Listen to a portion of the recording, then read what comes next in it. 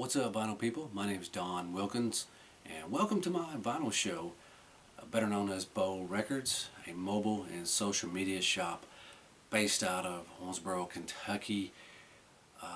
This is actually my debut to go in conjunction with my passion for collecting and selling records. I figured I would start out just kind of giving you my background and how I got into collecting and ultimately selling records. I debated the idea for some time just to start a vinyl channel, just because there are several vinyl channels out there. A couple examples: Noble Records out of Charlotte, North Carolina. Dylan, who is the host and has a brick and mortar there. I actually had the pleasure of visiting his shop a couple summers ago and meeting Dylan. Just a great guy, and it was just a great experience to actually go into a real record store. Here where I am, it's kind of a vinyl desert, in that we don't have a single just legitimate record store. We have some places that sell records, like a Second and Charles, but they have books and pop culture stuff, and just sell a number of things. And of course, you have the big box stores that sell the new and reissued vinyl, but not a legitimate record store.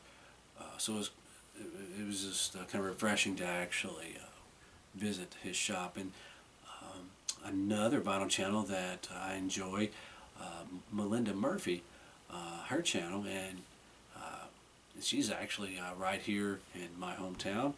She's been doing it for some time now, and so I've been watching her channel, and she does like a lot of reviews about albums, and talks about albums that she comes across a lot. And so started to think, a lot of these vinyl channels, they all have kind of a different approach, different topics, and so I get a lot of questions from folks about records, and so I thought, well, let's give this vinyl channel a try to see if I can bring a different approach and bring some different topics for discussion, and hopefully not take it too seriously. This is just a fun thing that all us vinyl guys do.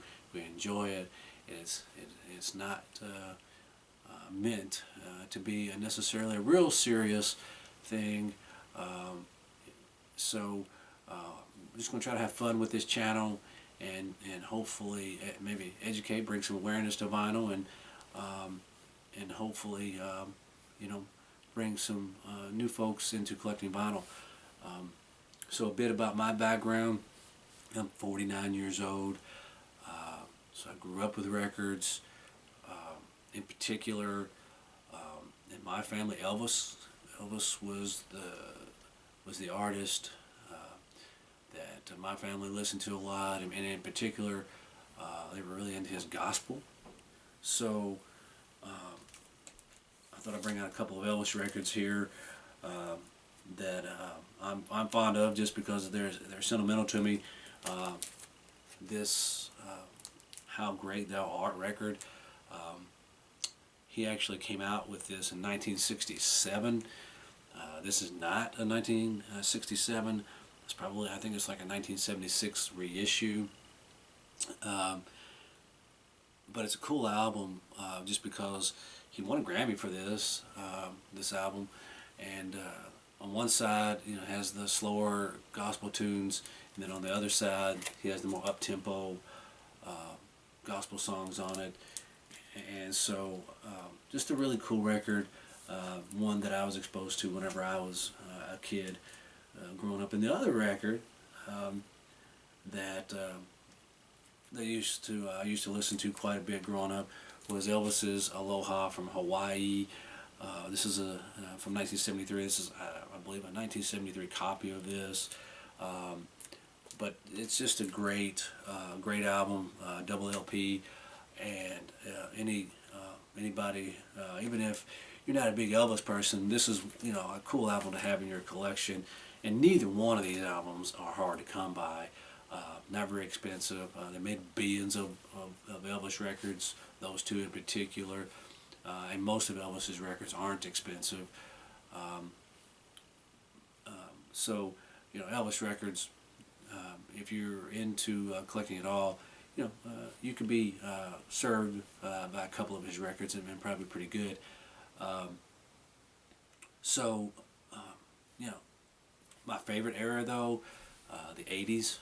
That's just the era I grew up in. You know, you had, you know, great pop, great rock, hair metal, rap. Um, it was just a great era for music. And for me growing up, I have a lot of sentimental attachment to that era. And um, and if you're just not getting into collecting, you know, the 80s, especially the pop, you can build a pretty decent collection around because a lot of 80s pop are still out there, not that expensive, and so you can build a decent collection just around 80s pop music. The hair metal, different story, a lot of demand for that. Um, so, you know, I still enjoy the 60s and 70s rock, you know, your Led Zeppelin, Pink Floyd, Beatles, uh, Bob Dylan, um, you know, Creedence Clearwater Revival, all those bands, just great from that era. Um, but I'm going to always be more drawn to the 80s. Um, you know, so because I grew up with records, I kept records around in a box, and about, I don't know, 10, 15 records or so. And for whatever reason, I just held on to them. Um, and whenever I was a kid, my dad bought me this all-in-one, I believe it was called Sound Design. It was an all-in-one system, had the turntable and the built-in tape deck and speakers. Not a high-end system whatsoever. It was, I think, probably got it, you know, at Walmart or somewhere like that. But it was enough, you know, to get me by, and I thought it was great at the time. Um, so, um, so that's what I used to play my records on, play my tapes on, and then eventually, like everybody else, I had CDs, and